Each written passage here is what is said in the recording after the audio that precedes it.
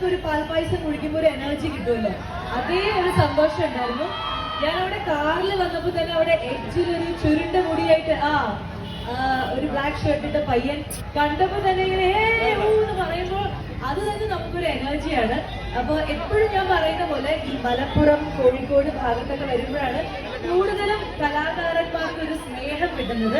നിങ്ങൾ അത്രയും നല്ല കലാസ്നേഹികളാണെന്ന് എനിക്ക് മനസ്സിലാവുന്നുണ്ട്. പല പ്രാവശ്യവും അത് അനുഭവിച്ചിട്ടുണ്ട്. ചെമ്മാട് ആദ്യമായിട്ടാണെങ്കിലും അറിയാം നിങ്ങളുടെ ഒരു സ്നേഹം ഇവിടുത്തെ ഫുഡ് പോലെ തന്നെ മധുരമുള്ള സ്നേഹമാണെന്ന് എനിക്കറിയാം. അപ്പോ കൂടിയിരിക്കുന്ന എല്ലാവർക്കും എന്താ പറയണ്ടേ എന്ന് എനിക്ക് കൃത്യമായിട്ട് മനസ്സിലാവുന്നില്ല.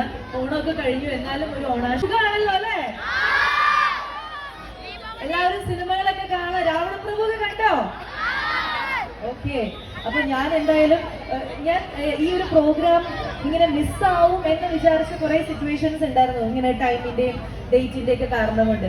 പക്ഷെ ഇവിടെ ഇപ്പൊ ഇത്രയും നേരം എനിക്ക് ആ ചിന്ത ഉണ്ടായിരുന്നില്ല. ഇപ്പൊ കാറിൽ നിന്ന് ഇറങ്ങിയപ്പോഴായിരുന്നു ദൈവമേ ഇത് മിസ്സായിരുന്നെങ്കിൽ എത്ര നല്ലൊരു ഈവനിങ് ആണ് എനിക്ക് എന്റെ ലൈഫിൽ നിന്ന് മിസ്സാവണമെന്ന് എനിക്ക് ഇപ്പൊ മനസ്സിലായി.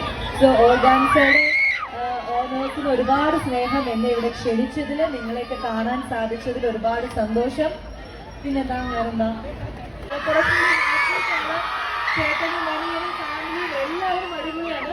സോ ആദ്യമായിട്ടാണ് ഞങ്ങൾ മീറ്റ് ചെയ്യുന്നത്. അപ്പൊ എനിക്കും സന്തോഷം നല്ലൊരു കലാകാരന്മാരോടൊപ്പം ഈ വേദി പങ്കിടാൻ സാധിച്ചതിൽ.